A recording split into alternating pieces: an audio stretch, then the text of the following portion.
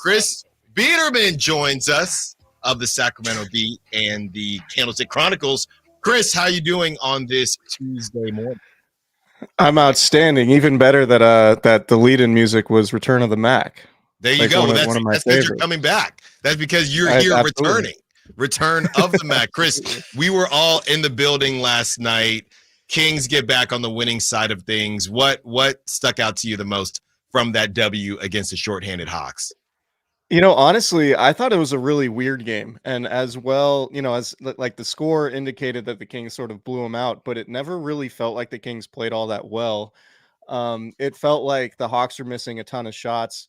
But offensively, going into the half, having Harrison Barnes with 19 points and being the only guy in double figures, while De'Aaron Fox and Deebo Sabonis had slow scoring nights, was just weird. You would think that coming off of 3 days rest, given what the Kings schedule had been, there would have been far more offensive punch. I think particularly from Fox, and watching Fox closely last night, he just doesn't seem right. And I don't know what's going on with him, whether it's a personal issue. I know last night he spoke to our Jason Anderson and Fox 40's Sean Cunningham before the game, breaking, I think it was a 16-day silent streak when it came to speaking to reporters. Mm-hmm. I don't know what's going on with Fox, but he doesn't seem like he's the same guy. His scoring is down 9 points in January from December. His 2-point shooting is substantially worse than it was early on in the season. So I'm curious to see what's going on with him. But when it came to last night, the Kings handled business for sure. Mm-hmm. But it was kind of a weird performance given how it all played out. Yeah, Chris, I would definitely say the weirdest thing was, frankly, Harrison Barnes dropping 32 out of nowhere.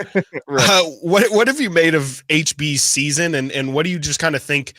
A lot has been made of what his value is in the open market, and HB having some questionable stat lines here, especially as of late. But what do you just kind of think of the season he's had in total, and maybe some of the misunderstandings, if you think there are any, and what his value, what you perceive his value to be to this team? Yeah, I mean, I think his value is mostly intangible, right? He's a veteran. He's older than a lot of the core guys. You have guys like De'Aaron Fox and Deebo Sabonis who are in their mid-20s, and Harrison Barnes obviously in his 30s.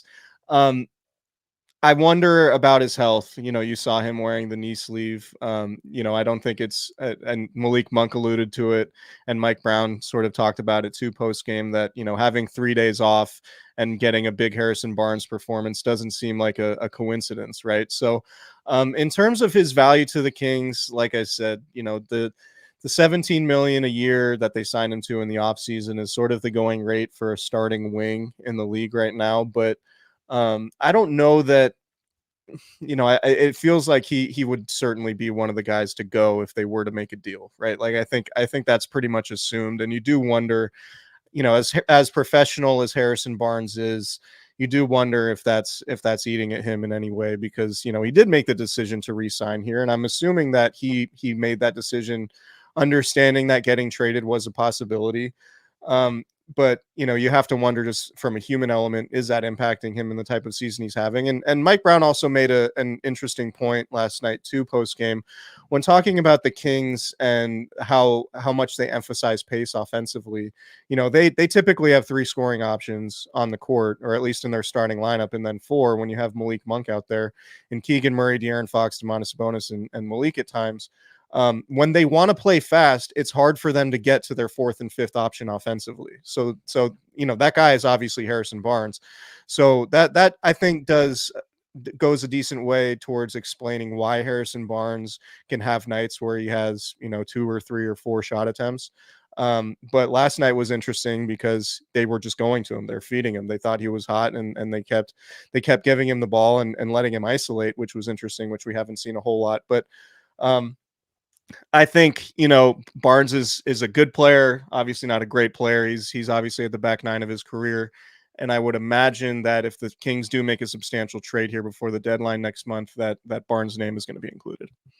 Talking to Chris Biderman of the Candlestick Chronicles and the Sacramento Bee. Let's cross over to Ninersville, Chris, as they will host the Lions this weekend. When you look at this matchup, what is the main thing that worries you as far as the Lions and what they bring to the table?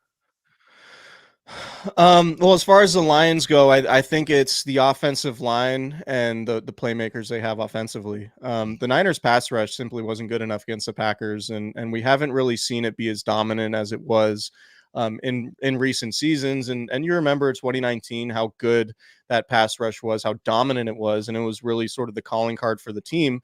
It hasn't really been at that level, and they didn't sack Jordan Love on Saturday night. And Nick Bosa had 5 quarterback hits, and Nick Bosa's pressure numbers are always going to be really good. But the 49ers have to just get off the field. They have to make Jared Goff uncomfortable, and they have, right? Jared Goff hasn't beaten the 49ers since 2018, before the team obviously became a juggernaut in the NFC.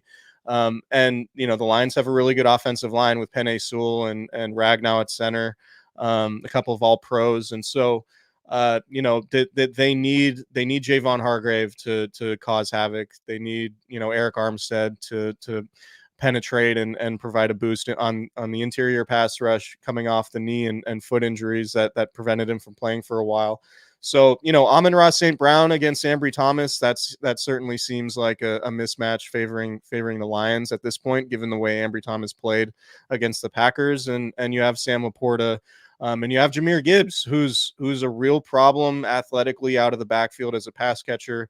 And the Niners' run defense, frankly, hasn't been all that good in recent weeks, and it certainly wasn't that good Saturday against the Packers. And the Lions have David Montgomery, who is a 1,000-yard rusher, and Gibbs, who is close to a 1,000-yard rusher and is lethal out of the backfield. And I haven't even mentioned their tight end, Sam Laporta. So, you look at Jared Goff's numbers outside the dome, and his passer rating I think is 20 points lower or thereabouts when he's playing outside this year. And I would expect the 49ers defense to play better than it did against the Packers, but the Lions pose an interesting threat with all of their weapons and with the fact they have an elite offensive line. Because the 49ers typically have their way with opponents when they control the line of scrimmage defensively, and frankly, I don't know that they're going to against the Lions based on how good their line is and how the 49ers pass rush has played in recent weeks. Chris, simple question. Niners lose 3 games this year in the regular season with Deebo hurt with his shoulder. On Saturday, you see Deebo get hurt again, his shoulder get hurt, and the Niners they just didn't look like themselves on Saturday, especially on the offensive end. Can the Niners be effective without Deebo Samuel at full strength? They should be. I mean, we haven't seen it, right? I mean, that's like the one of the arguments I made when they made the Christian McCaffrey trade, and obviously that trade has been a huge boon for the Niners. But was just, adding another guy should make you better prepared or have a better insurance plan for injuries, right? Like Christian McCaffrey and Deebo Samuel can do a lot of the same things, whether it's running the ball, whether it's bubble screens. Christian McCaffrey is obviously good at running routes too, but we haven't really seen that from the Niners. They just seem out of sorts when they don't have Deebo, and it's been sort of this weird thing with Kyle Shanahan. As good as an offensive play caller and offensive designer as he is, the offense just doesn't feel like it has the same juice when Deebo Samuel's not there. And you should look at having Brandon Ayuk and Christian McCaffrey and George Kittle available. That would still, if it's just those 3 guys, that would still comprise one of the best group of skill positions or skill groups in the league. And then you add Deebo Samuel to it, and then you're pretty comfortably saying it's the best group of skill guys in the league. But for whatever reason, when they've missed him, it hasn't looked good. Now, I think the 49ers are going to make that decision pretty early in the week, despite whatever reporting's out there and despite him being listed as questionable going into Sunday, which I would imagine, publicly it's going to be a game time decision. But I think the 49ers are going to know either by today or tomorrow whether or not Deebo Samuel is going to play, and they're going to game plan accordingly. The Lions defense isn't great. I think they're 30th in the NFL in EPA per play.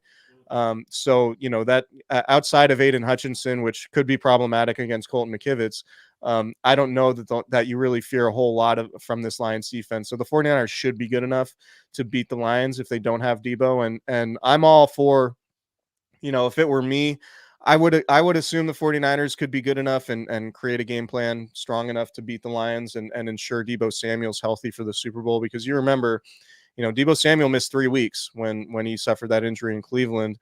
and you do not want him, obviously, to not be available for the Super Bowl. So as tough as it might be not to play him in the NFC Championship game, if you can ensure that he'd at least be available for the Super Bowl should you get there, I think that's the route I would take. But it is a difficult decision because, it's a win-or-go-home scenario, and the 49ers haven't won a whole lot without Deebo Samuel this year. Chris Biderman, Candlestick Chronicles, Sacramento Bee. Chris, thank you so much. We look forward to the rest of your coverage of the Kings and the Niners moving forward. We'll talk to you next week. I appreciate it. I had all these Brock Purdy stats, these Tom Brady. Come on, you let see, but here's the thing though. We see everybody's talking Brock, okay? We have to talk deeper than Brock. But okay, well, fine. Here's a bonus for you. Just real quick. All right. Why does everybody hate the Niners now? When did that happen?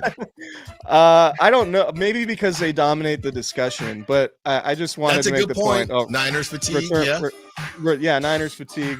I don't know. I think Brock Purdy's just polarizing, and people feel like they have to be on either side of the spectrum when it comes to their Purdy takes, when really the accurate take is probably somewhere in the middle, that he's not amazing, but he's not complete garbage either. So is there any other stats? I know you did your research, you got it down, so now I feel bad. Any other stats you want to throw to us? Yeah, so Tom Brady had a lower passer rating than Brock Purdy's on Saturday in 22 of his 48 playoff games.